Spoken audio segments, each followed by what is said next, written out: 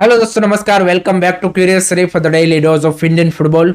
तो सबसे पहले बात करनी है रिसेंटली जो आईएसएल कप का फाइनल खेला गया बिटवीन मोहन बगान super giant and Bengaluru FC. उस मैच के दौरान एक अनफॉर्चुनेट इंसिडेंट हुआ था जिसमें ड्यूरिंग द मोहन बगान गोल सेलिब्रेशन मोहन बगान फैंस की ओर से इंटेंशनली अनइंटेंशनली एक लाइव फायर टेकर उन्होंने यहाँ पे छोड़ा था, जो कि अवे स्टैंड जो था जहाँ पे बेंगलुरु एफसी के फैंस थे उनमें जाके गिरा। एंड उसके चलते उनके जो कुछ फैंस है वो सीरियसली इंजर्ड हुए हैं, जिसमें से एक फैन को यहाँ पे आंख के पास एक सीरियस इंजरी हुई है।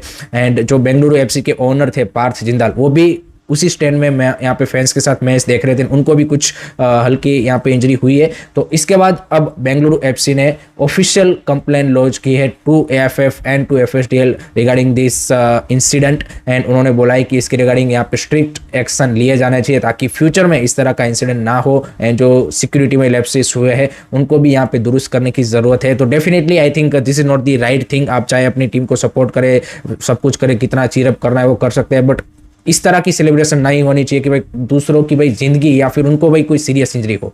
सो I think that's the unfortunate incident happen. And आगे आने वाले टाइम में आई थिंक सिक्योरिटीज अथॉरिटीज़ को ये इंश्योर करना चाहिए कि इस तरह की चीज़ें भाई आप यहाँ पे यू कैन से कि अलाउ ना करें कि जिससे भाई किसी को सीरियस इंजरी हो। सो ऑफिशियल कंप्लेन उन्होंने अभी लॉन्च की है। एंड पार्थ जिंदाल ने ड्यूरिंग द मैच भी ऑल्सो यहाँ पे जब ये इंसिडेंट हुआ तब उन्होंने सोशल मीडिया पे एक्स पे तुरंत उसके बाद ट्वीट भी किया था कि ऐसा इंसिडेंट हुआ है, बट उसके बाद एज सच हमें कोई यहाँ पे एक्शन देखने को नहीं मिला था। Let's see now after the you can say कि official complaint has been launched, let's see अब अथॉरिटीज़ किस तरह से इस मैटर को आगे देखती है and future course of action इस मैटर के रिगार्डिंग क्या रहते हैं वो भी देखना इंटरेस्टिंग होगा। लेट मी नो गाइस, आपके क्या थॉट्स है, आपके क्या ओपिनियन है, कमेंट सेक्शन में जरूर बताइए। नेक्स्ट उसके बाद बात करनी है चेन्नई एफसी के बारे में। तो recently as we all know कि भाई काफ़ी रूमर्स आ रहे थे कि भाई चेन्नई एफसी अपना नेक्स्ट सीजन से जो बेस है वो चेन्नई से शिफ्ट करना चाहते हैं, किसी और स्टेट में वो यहाँ पे जाना चाहते हैं। बट फाइनली चेन्नई एफसी ने कल सोशल मीडिया पे ऑफिशियल स्टेटमेंट जारी करके क्लेरिफाई कर दिया है कि they are not moving anywhere, कहीं पे वो नहीं जा रहे हैं, वो यहाँ पे चेन्नई में ही रहेंगे एंड चेन्नई में ही अपने जो क्लब है उसको ग्रो करना चाहते हैं। So that's a great news for Chennai FC fans particularly, because ये जब से ये सोशल मीडिया पे र्यूमर फेक न्यूज़ चल रही थी उससे डेफिनेटली वो भी थोड़े से कंसर्न हुए होंगे कि भाई ये क्या हो रहा है। बट आई थिंक क्लब की ओर से जल्द इसका क्लैरिफिकेशन आ गया, तो ये अच्छी बात है। जब क्योंकि अगर आप जितना इसको डिले करते उतना ज़्यादा ये र्यूमर है और ज़्यादा यहाँ पे आप बोल सकते कि यहाँ पे फैलता, तो उसको फाइनली उन्होंने आप बोल सकते कि यहाँ पे ख़त्म कर दिया है। And Chennai FC is gonna stay at Chennai, so that's a great news for Chennai FC fans.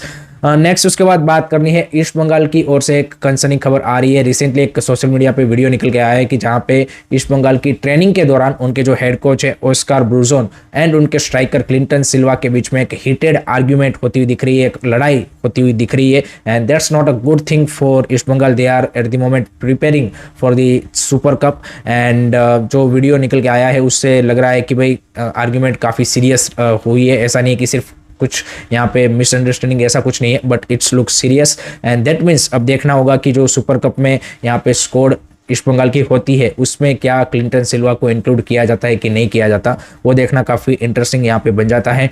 आपके क्या थॉट्स है, आपकी ओपिनियन है इसके बारे में जरूर शेयर कीजिएगा कमेंट सेक्शन में। नेक्स्ट उसके बाद बात करनी है इंटरकाशी के बारे में, क्योंकि उनके रिगार्डिंग दो इंपॉर्टेंट अपडेट्स आ रही है। पहली तो भाई उनका जो केस है नामधारी के अगेंस्ट, उसकी नेक्स्ट हियरिंग डेट आईएफएफ की जो अपील कमेटी है उन्होंने 18 अप्रैल को यहाँ पे सेट की है। ऑलरेडी इंटरकाशी ने अपना जो केस है वो अपील कमेटी के सामने पूरा रख दिया है। अब नामधारी का क्योंकि लॉयर उस हियरिंग में नहीं अटेंड किया था तो उनके लिए भाई 18 तारीख को यहाँ पे फाइनलाइज किया है। तो अगर नामधारी का लॉयर उस डेट को यहाँ पे अपीयर होता है देन उसके बाद अपील कमेटी की ओर से फाइनल डिसीजन आएगा कि भाई क्या इंटरकाशी को 3 पॉइंट मिलते हैं नहीं मिलते हैं। एंड उसके बेसिस पे ही हमारा जो इस सीजन का आई लीग का चैंपियन है वो डिसाइड यहाँ पे होने वाला है। सो एक तो ये अपडेट है। दूसरी खबर आ रही है उनके कोच के रिगार्डिंग। तो एंटोनी हबास सुपर कप में उनके यहाँ पे साइड लाइन पे नहीं दिखेंगे क्योंकि due to the family reasons वो यहाँ पे अपने कंट्री वापस गए हैं। एंड उनके जो असिस्टेंट कोच है वो यहाँ पे साइड लाइन पे मैनेज करते हुए दिखेंगे। तो जो 23 को उनका मैच है अगेंस्ट बेंगलुरु एफसी उसमें आपको एंटोनी हबास नहीं दिखेंगे क्योंकि वो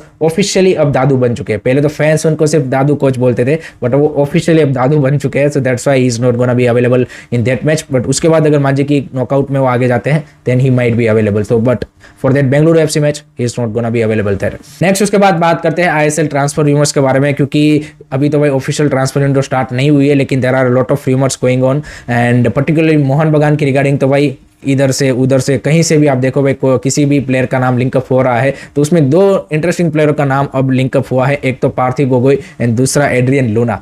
तो ये दोनों इंटरेस्टिंग नाम उनके साथ जुड़े हैं। आई डोंट नो कि कितना है सही है गलत है, बट ये रूमर अभी चल रही है एंड आई थिंक मोहन बगान, ईस्ट बंगाल और इन सब के साथ हमने देखा है ओवर द ईयर्स कि भाई ट्रांसफर्स में हर एक प्लेयर का नाम उनके साथ कहीं ना कहीं यहाँ पे जोड़ दिया जाता है, बट जब तक कुछ कॉन्क्रीट डेवलपमेंट इसके रिगार्डिंग ना हो तब तक उस रूमर्स के ऊपर बिलीव करना आई थिंक थोड़ा सा अर्ली होगा। सो लेट्स सी आगे यहाँ पे क्या इन दोनों प्लेयर को मोहन बगान अप्रोच करती है, वो भी देखना इंटरेस्टिंग हो जाएगा।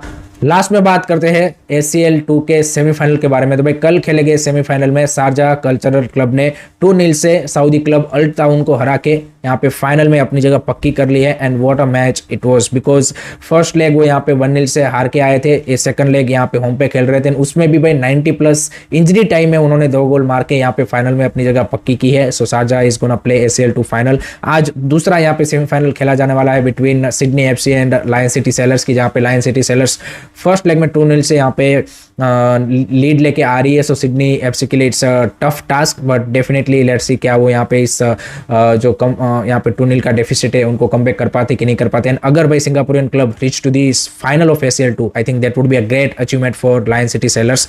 तो दोनों ही सेमीफाइनल काफ़ी यहाँ पे इंटरेस्टिंग हमें फर्स्ट लेग में देखने को मिले एंड सेकंड लेग में भी उसी तरह की एक्सपेक्टेशन है। So that's it from my side guys regarding today's Indian football news. I hope कि आपको पसंद आया होगा। Keep supporting Indian football, don't forget to like share subscribe curious. जय हिंद, जय भारत।